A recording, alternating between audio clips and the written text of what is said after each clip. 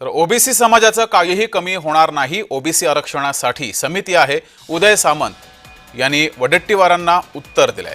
विजय वडेट्टीवार यांनी या संदर्भात टीका केली होती, त्यावर उद्योग मंत्री उदय सामंत यांनी उत्तर दिलंय। भारतीय जनता पक्षाची भूमिका दोनही समाजाची मतं मिळवण्यासाठी दोघांनाही खेळवत ठेवायचा, दोघांनाही धूर्तपणे फिरवत ठेवायचा आणि आपली पोळी शेकायची, हाच त्या JRचा आत्ता अर्थ निघतो आहे।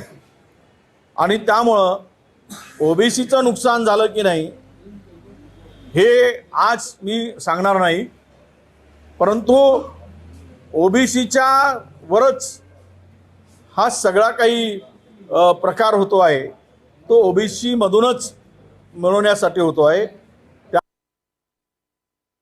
आपल्याला सगळ्यांना एक कल्पना आहे की मराठा आरक्षणाची समिती जी प्रस्थापित झाली त्याच्यामध्ये मी स्वतः सदस्य होतो।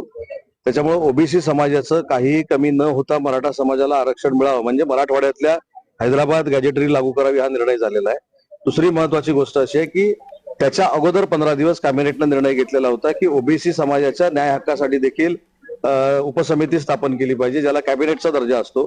आणि त्याचे अध्यक्ष चंद्रशेखर बावनकुळे आहेत, त्याच्यामध्ये छगन भुजबळ साहेब आहेत, पंकजाताई मुंडे आहेत, माझ्या मैत्रिणी अतुल सावे आहेत, आमच्याकडनं गुलाबराव पाटील आणि संजय राठोड आहेत। त्याच्यामुळे जशी आमची मराठा आरक्षणाची समिती आहे तशीच ओबीसीच्या न्याय हक्कासाठी कॅबिनेटची उपसमिती देखील जाहीर केली, त्याच्यामध्ये ह्या सगळ्या गोष्टींची चर्चा होईल।